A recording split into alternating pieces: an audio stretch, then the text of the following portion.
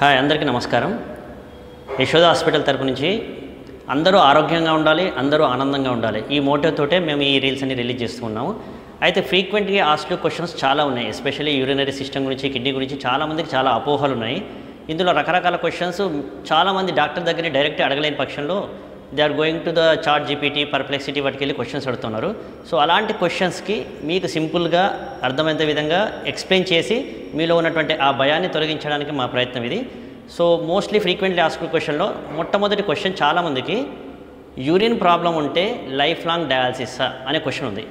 చాలామంది అంతే, డయాబెటీస్ వస్తే జీవితాంతం మందులు వాడాలా, షుగర్ వస్తే బీపీ వస్తే జీవితాంతం మందులు వాడాలా, కిడ్నీ ప్రాబ్లం వస్తే జీవితాంతం డయాలసిస్, ఈ క్వశ్చన్స్ చాలామందికి ఉంటాయి. అయితే ఏంటంటే ప్రతి యూరిన్ ప్రాబ్లము కిడ్నీ ఫెయిల్యూర్ కిందకి రాదు.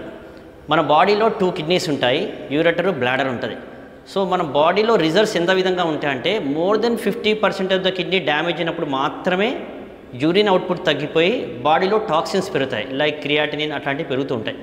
అలాంటి పరిస్థితుల్లో యూరిన్ అవుట్పుట్ చాలా తగ్గిపోయినప్పుడు ఆ టాక్సిన్స్ వల్ల మన బాడీలో చేంజెస్ వస్తాయి, లైక్ కాళ్ళ వాపు రావడం, మొహం వాపు రావడము, యూరిన్ అవుట్పుట్ చాలా తగ్గిపోవడము, తొందరగా అలసిపోవడము, హిమోగ్లోబిన్ తగ్గిపోవడం అట్లాంటివి జరుగుతుంటాయి.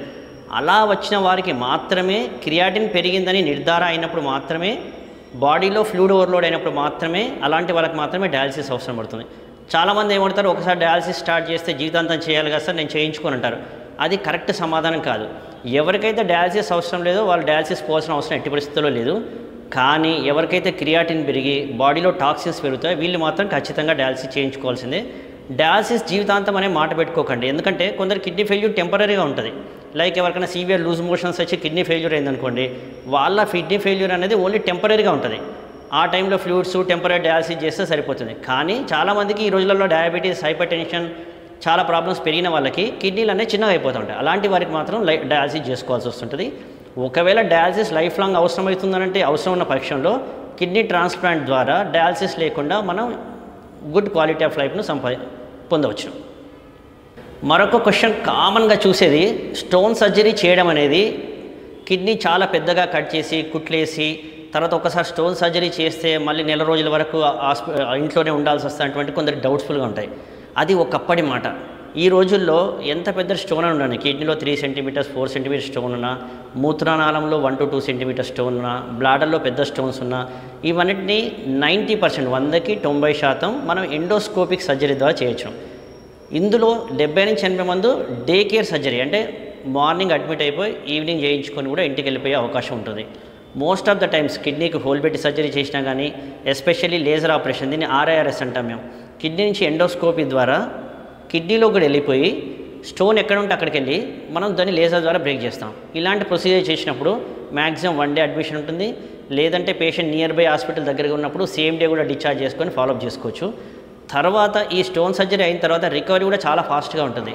Most of the time 2nd and 3rd day నుంచి మనం వర్క్ వెళ్ళిపోవచ్చు. ఎస్పెషల్లీ వర్క్ ఫ్రమ్ ఉన్న వాళ్ళు కానీ, ఇంట్లో వర్క్ చేసే వాళ్ళు కానీ 2nd డే నుంచే కూడా మనం వర్క్ కంప్లీట్ చేసుకోవచ్చు.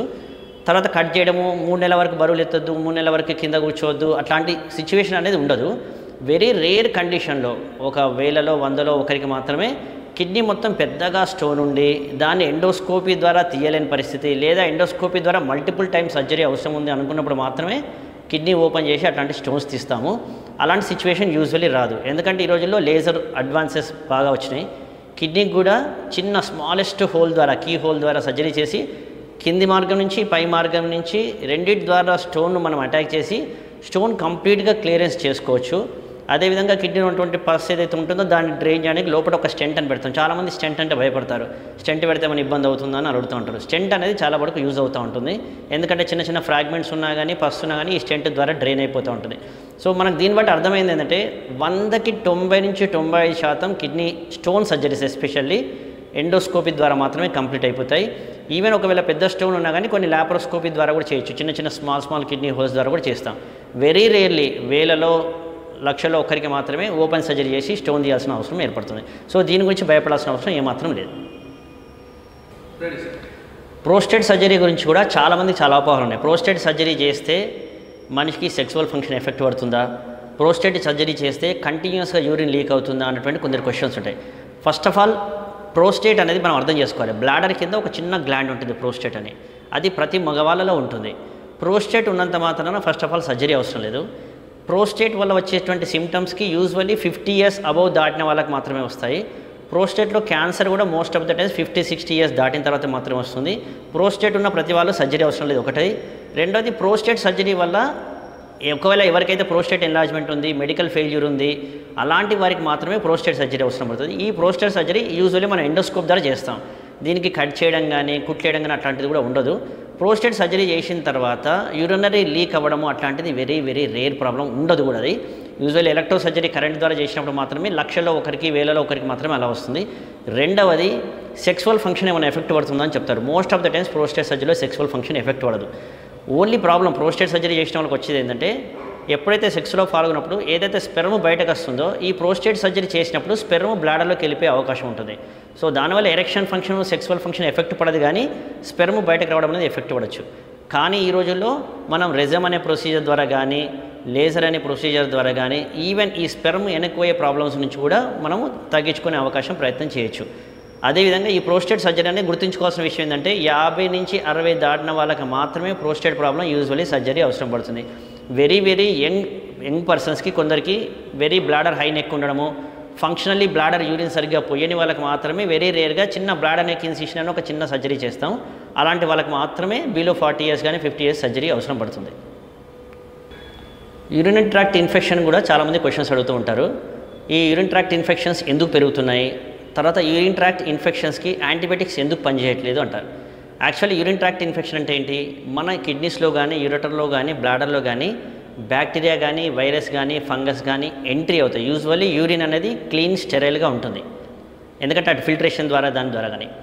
అయితే ఎప్పుడైతే బ్యాక్టీరియా మన బాడీలో ఇమ్యూనిటీ తగ్గడం, లైక్ డయాబెటీస్ కానీ హైపర్ టెన్షన్ కానీ ఇమ్యూనోసప్రెసివ్ స్టేటస్ కానీ పూర్ న్యూట్రిషన్ కానీ పూర్ హైజీన్ కానీ, అంటే లోకల్ బాడీ హైజీన్ సరిగ్గా పెట్టుకునే వాళ్ళకి యూరిన్ ఇన్ఫెక్షన్స్ అనేది వచ్చే అవకాశం ఉంటుంది. యూరిన్ ఇన్ఫెక్షన్స్ ఎందుకు పెరిగాయని అడుగుతున్నాం. యూరిన్ ఇన్ఫెక్షన్ అనేది పిల్లల్లో రావచ్చు, పెద్దల్లో రావచ్చు, ఆడవాళ్ళలో రావచ్చు, మగవాళ్ళలో రావచ్చు. యూరిన్ ఇన్ఫెక్షన్స్ పెరగడానికి కారణం ఏంటంటే, చిన్నపిల్లల్లో యూజువల్లీ బై బర్త్ కొన్ని కంజెంటల్ ప్రాబ్లమ్స్ ఉంటాయి. లైక్ ఎక్కడన్నా యూరిన్ ప్లాసేజ్ బ్లాక్ ఉండడం వల్ల కానీ, తర్వాత యూరిన్ కొందరికి రీఫ్లక్స్ అంటారు దాన్ని, యూరిన్ వెనక్కి వెళ్తుంటుంది కిడ్నీలోకి, అలాంటి వాళ్ళలో కానీ. ఎస్పెషల్లీ మగపిల్ల వాళ్ళలో స్కిన్ ఫైమోసిస్ అంటారు, దీని గురించి కూడా మనం అంతకుముందు వీడియో చేసుకున్నాము.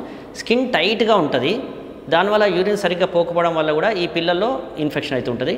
నాలుగవది, కంటిన్యూస్గా డైపర్స్ యూజ్ చేస్తూ ఉంటారు. ఎస్పెషల్లీ ఇప్పుడు మదర్ అండ్ ఫాదర్ ఇద్దరు వర్కింగ్ ఉంటారు. సో పిల్లల్ని చూసుకునే వాళ్ళు సరిగ్గా ఉండకపోవడం వల్ల కంటిన్యూస్ డైపర్స్ మీద ఉంచుతారు పిల్లని. దానివల్ల ఏమవుతుంది, కంటిన్యూస్ తడిగా ఉండడం వల్ల ఏరియా వల్ల ఎస్పెషల్లీ ఫీమేల్ చైల్డ్లో వెజనల్ ఏరియా నుంచి కానీ రెక్టల్ ఏరియా నుంచి కానీ బ్యాక్టీరియా మనకు యూరిన్ సైడ్, మన యూరిన్ ట్రాక్ట్ యూరెత్రా సైడ్ వెళ్ళిపోతుంది. దానివల్ల యూరిన్ ట్రాక్ట్ ఇన్ఫెక్షన్స్ పెరిగే అవకాశం ఉంటుంది. అది ఒక రీజన్. రెండవ రీజన్, మిడిల్ ఏజ్ గ్రూప్లో urine tract infections, stressful life style, healthy food తీసుకోకపోవడము, ఇనాడిక్వేట్ వాటర్ తీసుకోవడము, ఇలాంటి ప్రాబ్లమ్స్. ఇంకా ఎస్పెషల్లీ స్ట్రెస్ఫుల్ లైఫ్లో డయాబెటీస్ అనేది చాలా పెరిగిపోయింది. Diabetes is the one of the most common problem in India now. So దానివల్ల కూడా యూరిన్ ఇన్ఫెక్షన్స్ పెరిగే అవకాశం ఉంటుంది. మూడోది, ఏజ్డ్ పర్సన్స్లో కూడా యూరిన్ ఇన్ఫెక్షన్స్ చాలా పెరుగుతాయి, ఎందుకంటే బాడీ ఇమ్యూనిటీ ఓవరాల్గా తగ్గుతూ ఉంటుంది. తర్వాత లోకల్ హైజీన్ మెయింటెనెన్స్ కూడా కష్టం అవుతూ ఉంటుంది. ఏజ్ పెరిగిన వాళ్ళకి లోకల్ కేర్ చేసుకోవడం అట్లాంటివి కూడా తగ్గుతూ ఉంటుంది. తర్వాత ఎస్పెషల్లీ ఫీమేల్స్లో ఈస్ట్రోజన్స్ హార్మోన్స్ డెఫిషియన్సీ అవుతుంది. దానివల్ల ఏమవుతుందంటే టోటల్ బాడీ స్కిన్ డ్రై అవుతుంది, దాంతోపాటు యూరిన్ ట్రాక్ట్ ఏరియా కూడా డ్రై అవుతుంది, అండ్ యూరినరీ సిస్టమ్ ఇన్ఫెక్షన్కి తొందరగా ప్రోన్ అవుతుంది. సో దానివల్ల కూడా ఇన్ఫెక్షన్స్ పెరుగుతుంటాయి. సో ఈ రకంగా మనకు ఉన్నటువంటి life style, busy style, different age వల్ల ప్రాబ్లమ్స్ వల్ల యూరిన్ ఇన్ఫెక్షన్స్ పెరుగుతుంటాయి. రెండవ క్వశ్చన్ ఏంటంటే, అసలు ఇన్ఫెక్షన్స్ యాంటీబయాటిక్స్ ఎందుకు రెస్పాండ్ కావట్లేదు అని. ఫస్ట్ ఆఫ్ ఆల్, యాంటీబయాటిక్స్ అనేది ప్రాపర్గా యూజ్ చేయాలి. మోస్ట్ ఆఫ్ ద టైమ్స్ ఏమవుతుంది, ఎనీ యూరినరీ సిమ్టమ్ ఉండనివ్వండి, దాని ఇన్ఫెక్షన్ కింద కన్సిడర్ చేసేసి ఆన్ టేబుల్ కానీ ఆర్ఎంపీ డాక్టర్స్ ద్వారా పోవడం కానీ లేదా తెలిసిన వాళ్ళ ద్వారా అడగడం వల్ల కానీ యాంటీబయాటిక్స్ చాలా మిస్యూజ్ అవుతూ ఉంటుంది. హయ్యెస్ట్ లెవెల్ ఆఫ్ యాంటీబయాటిక్స్ కూడా ప్రతి వాళ్ళు వాడుతున్నారు. కొన్ని డ్రగ్స్ అసలు మేము వాడడానికి భయపడుతూ ఉంటాం, లైక్ మీరోపెనమ్, మ్యాగ్నెక్స్, పిప్జో, అవి వెరీ రేర్గా వాడుతుంటాం. అట్లాంటివి కూడా ప్రతి చోట, ఎస్పెషల్లీ ఇన్ ఇండియాలో ఈ డ్రగ్స్ అనేది ఈజీగా అవైలబుల్ ఉంటాయి. సో ప్రతి వాళ్ళు యూజ్ చేస్తున్నారు. దీనివల్ల ఏమైందంటే బ్యాక్టీరియాకి రెసిస్టెన్స్ వస్తుంది. ఇప్పుడు మనం కంటిన్యూస్గా ఏదైనా మనం బ్యాడ్ హ్యాబిట్ డెవలప్ అయిందనుకోండి, దానికి మనం హ్యాబిచువేట్ అయిపోతాం. అలా విధంగా ఈ బ్యాక్టీరియా ఏమవుతుందంటే ఈ యాంటీబయాటిక్నే ఫుడ్గా తీసుకుంటుంది. సో దానివల్ల ఆ బ్యాక్టీరియా అనేది యాంటీబయాటిక్ రెస్పాన్స్ అవ్వదు. అలా కాకుండా మనం జుడిషియస్గా ప్రాపర్గా ఏ యాంటీబయాటిక్ యూజ్ చేయాలి, ఎన్ని రోజు యూజ్ చేయాలి, ఎప్పుడు యూజ్ చేయాలి, ఎలా యూజ్ చేయాలి అనేటువంటి క్వశ్చన్స్ మనం అర్థం చేసుకొని ప్రాపర్ గైడెన్స్ యూరాలజిస్ట్ కానీ, జనరల్ ఫిజిషియన్ కానీ, గైనకాలజిస్ట్ కానీ దగ్గరలో ఉన్నటువంటి డాక్టర్ని, ఎస్పెషల్లీ మన ఇండియాలో డాక్టర్స్ అవైలబుల్ లేకపోవడం అంటూ లేదు, ప్రతి చోట అవైలబుల్ ఉన్నారు. సో వాళ్ళ దగ్గర నుంచి ప్రాపర్ సజెషన్ తీసుకొని మనం ప్రాపర్ యాంటీబయాటిక్ యూజ్ చేయడం వల్ల యాంటీబయాటిక్ రెసిస్టెన్స్ రాకుండా చేస్తే మనం ఈ సిస్టంలో, యూరినరీ సిస్టంలో కానీ మనం చాలా హెల్ప్ చేసిన వాళ్ళం అవుతాం. మనకి మనం హెల్ప్ చేసుకోవడమే కాకుండా ఈవెన్ త్రూఅవుట్ ద ఇండియా ఈ సిస్టంలో రెసిస్టెంట్ బ్యాక్టీరియా లేకుండా చేస్తాం. దానివల్ల మనకు ఇమ్యూనిటీ పెరగడము, ఈ ఇన్ఫెక్షన్స్ ద్వారా వచ్చే కాంప్లికేషన్స్ అనేది డిఫరెంట్గా తగ్గుతూ ఉంటాయి. సో మనం ఇంజుడిషియస్ యూజ్ ఆఫ్ యాంటీబయాటిక్స్కి మనం అగెనిస్ట్గా ఉండి ఖచ్చితంగా ప్రాపర్ అడ్వైస్ ద్వారా మాత్రమే యాంటీబయాటిక్ యూజ్ చేయడం వల్ల ఈ యాంటీబయాటిక్స్ ప్రాపర్గా రెస్పాండ్ అవుతాయి. అదేవిధంగా మన లైఫ్ స్టైల్ మాడిఫై చేసుకొని proper adequate water, healthy food, fruits ఇవన్నీ తీసుకోవడం వల్ల కూడా మన బాడీ ఇమ్యూనిటీ పెంచుకొని మైల్డ్ ఇన్ఫెక్షన్ వచ్చినప్పుడు even without use of antibiotics, change of life స్టైల్తో కూడా మనం ఎర్లీ స్టేజ్ ఆఫ్ ఇన్ఫెక్షన్ని మనం కంట్రోల్ చేసుకోవచ్చు.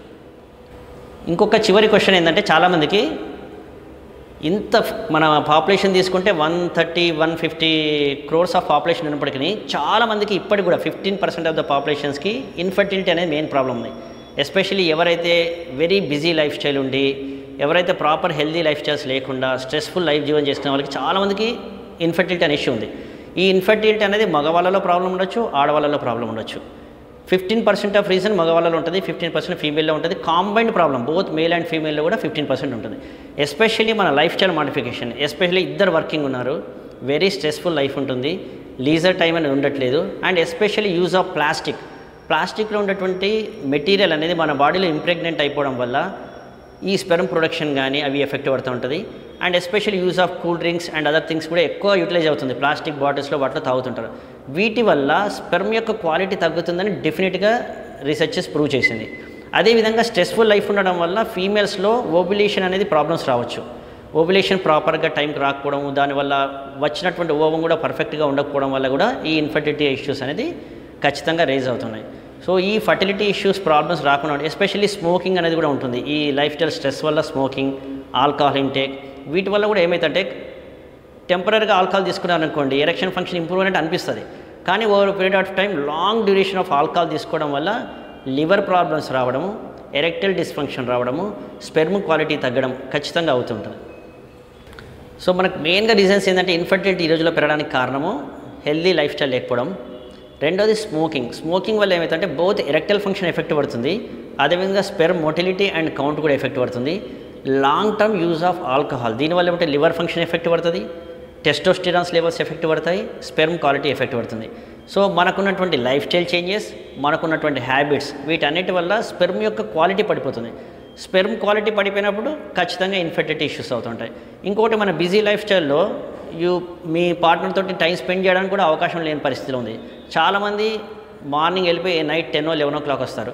ఇలాంటి వాళ్ళకి పిల్లలు ఫ్యామిలీ కంప్లీట్ చేసుకుందామనే ఉద్దేశం ఉన్న వాళ్ళకి టైర్డ్ అయిపోవడము, ఎగ్జాస్ట్ అవ్వడం వల్ల ప్రాపర్గా పార్ట్నర్తో టైం స్పెండ్ చేయలేకపోవడము, ఎరెక్టైల్ డిస్ఫంక్షన్ రావడం, దీనివల్ల కూడా ఇన్ఫర్టిలిటీ అనేది చాలామందికి వస్తుంటుంది.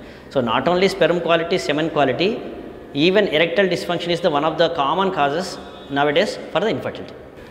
సో చాలామందికి ఏమవుతుందంటే ఈ బిజీ లైఫ్ స్టైల్ వల్ల ప్రాపర్ టైం స్పెండ్ చేయలేకపోతున్నారు ఫ్యామిలీతోటి ఒకటి. రెండవది ఈ abnormal abuse like smoking, alcohol వల్ల స్పెర్మ్ క్వాలిటీ తగ్గిపోతూ ఉంది. ఇలాంటి సిచ్యువేషన్ వల్ల ఈ బిజీ లైఫ్ స్టైల్లో చాలామందికి ఇన్ఫర్టిలిటీ ఇష్యూస్ అనేవి పెరుగుతున్నాయి.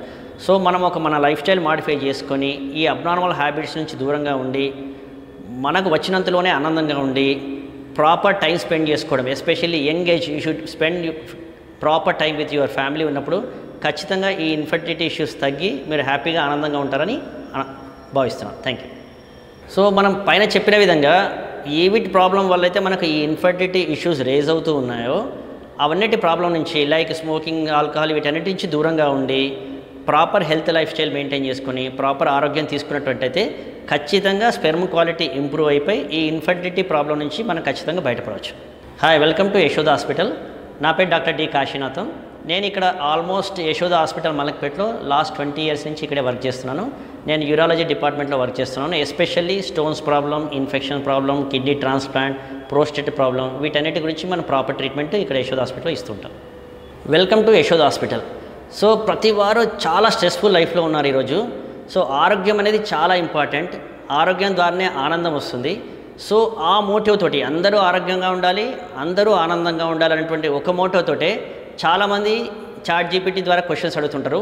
సో వాళ్ళు ఏ అయితే క్వశ్చన్స్ డౌట్ఫుల్గా ఉండి ఎవరైతే ఈ ఆన్సర్స్ కరెక్ట్గా దొరకకుండా టెన్షన్ పడుతున్నారో వాళ్ళందరి కోసం క్లియర్గా అర్థం చేసే విధంగా ఈ వాళ్ళలో ఉన్నటువంటి క్వశ్చన్స్ అన్నిటికీ సమాధానం ఇవ్వడం ఒక టార్గెట్ తోటే మేము ఈ రీల్స్ రిలీజ్ చేస్తున్నాం యశోద హాస్పిటల్ తరపు నుంచి. సో ప్రతి క్వశ్చన్కి సమాధానం మేము క్లియర్గా ఇస్తూ ఉంటాం. మీకు ఏమైనా డౌట్స్ ఉన్నా కానీ మా హాస్పిటల్ని సంప్రదించి మీ డౌట్స్ అన్ని క్లియర్ చేసుకోవచ్చు. నా పేరు డాక్టర్ డి కాశీనాథం. నేను యశోద హాస్పిటల్లో ఫ్రమ్ లాస్ట్ 20 years నుంచి వర్క్ చేస్తున్నాను. నేను యూరాలజీ డిపార్ట్మెంట్లో వర్క్ చేస్తున్నాను. మేము ఎస్పెషల్లీ ఇక్కడ stone surgery, urine tract infections గురించి treatment, kidney transplantation, laparoscopic surgeries ఇవన్నీ చేస్తుంటాం. ఈవెన్ యూరో ఆంకాలజీ అంటే క్యాన్సర్స్, కిడ్నీలో కానీ బ్లాడర్లో కానీ ప్రోస్టేట్లో వచ్చే క్యాన్సర్స్ కూడా ట్రీట్మెంట్ ఇస్తుంటాం.